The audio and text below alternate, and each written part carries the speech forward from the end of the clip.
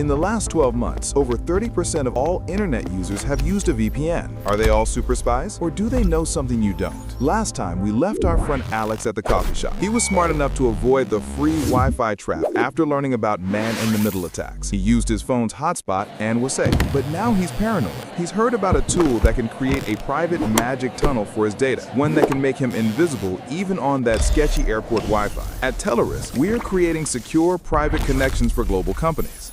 We build the tunnels that protect billions of dollars in data, but the exact same technology is available to you. We believe you have a right to privacy and security, and you shouldn't need a PhD in computer science to understand it. So today, we're demystifying the VPN. We'll explain what a virtual private network actually is, show you how it works with a simple analogy, and answer the big question: do you actually need one? So visit us at tillerus.com to see what we do and request a demo. In our last video, we learned that using public Wi-Fi is like sending all your personal info on a postcard. Anyone on the network can read it. We also learned that using HTTPS, the little lock icon, is like putting that postcard in a locked steel box. A hacker can see you sent the box to your bank, but they can't read the message. This is great, but it's not perfect. A VPN, a virtual private network, takes this to a whole new level. Forget postcards. A VPN is like having a private armored truck show up at your house, your device. You give your data, your browsing, your emails, your streaming, to the truck. The truck is sealed and drives through a secret private tunnel that only it can use. This tunnel leads to a secure private compound in another city,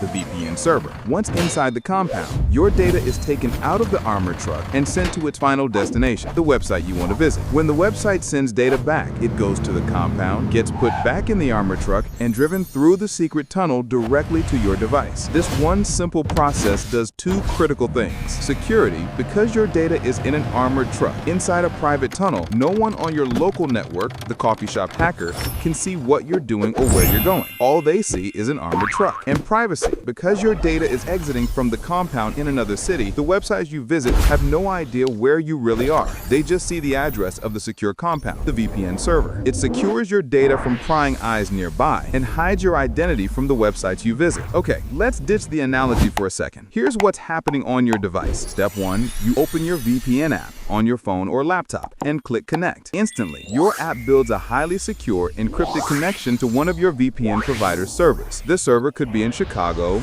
London, or Tokyo. This connection is the secret tunnel. Step 2, from that moment on, everything your device sends to the internet is wrapped in a layer of strong encryption, the armored truck, and sent only through that tunnel. This includes your web browsing, your apps, your games, everything. Step 3, your encrypted data arrives at the VPN server in, say, London. The server decrypts it and sends it out to the regular internet. So when you visit google.com, Google sees the request coming from the VPN server in London, not from your laptop in a coffee shop in Ohio. This completely bypasses the local public Wi-Fi. The hacker from our last video can't see anything. All they can see is a single encrypted connection from your laptop to the VPN server. It's just unreadable digital noise to them. This is the most important part. A VPN isn't for everyone, but for some situations, it's non-negotiable. Let's break it down. Use case 1, the must-have, public Wi-Fi. This is the big one. If you ever use Wi-Fi you don't own and control at airports, hotels, coffee shops, conferences, or libraries,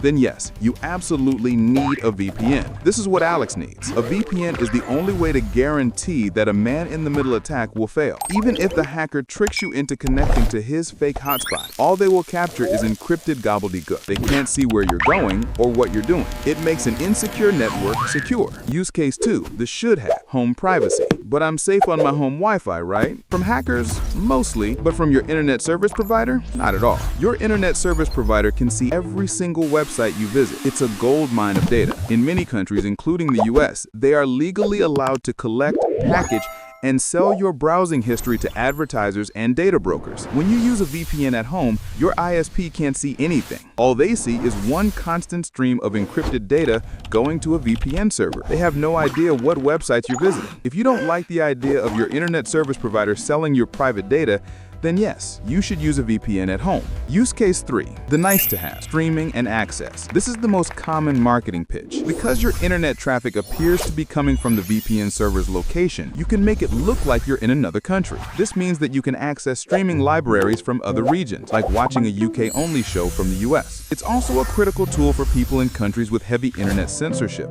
allowing them to bypass government firewalls and access the open web. Okay, is this making sense? If you're starting to see why a VPN is such a powerful tool, do us a favor and hit that like button. And if you want to keep making your digital life simpler and safer, be sure to subscribe to our main channel. We're just getting started. A VPN is a tool for privacy and security, but it is not a magic shield that makes you invincible. You need to know its limits. A VPN is not an antivirus. Remember Alex's digital bodyguard from our second video? A VPN will not stop you from downloading a malicious file. If you click a phishing link and download ransomware, the VPN will happily encrypt that ransomware on its way to your computer. You still need a good antivirus. A VPN does not make you 100% anonymous. It hides your IP address, but it doesn't hide you. If you use a VPN to log into your Google, Facebook, or Amazon account, guess what? Google, Facebook, and Amazon know exactly who you are. A VPN does not stop all tracking. Websites will still use cookies and other trackers to follow you around the web. It's one piece of the puzzle,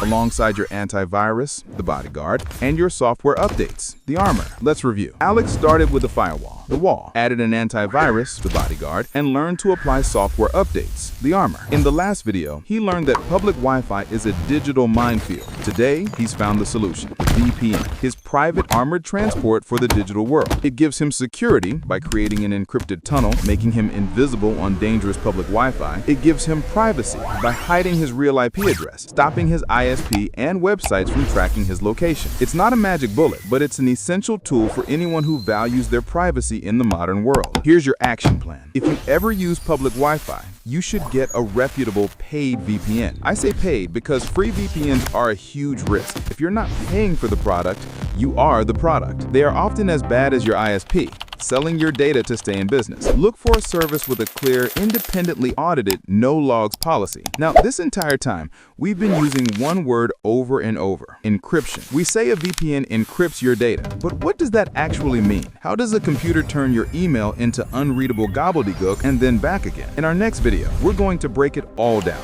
We'll show you how the secret decoder ring you had as a kid works on the exact same principle that protects your bank account, your iMessages, and your entire digital life. I have a question for you. What's your #1 reason for thinking about a VPN? Is it public Wi-Fi, privacy from your ISP, or just unlocking streaming content? Let's talk about it in the comments. Thanks for watching, stay safe, and I'll see you in the next one.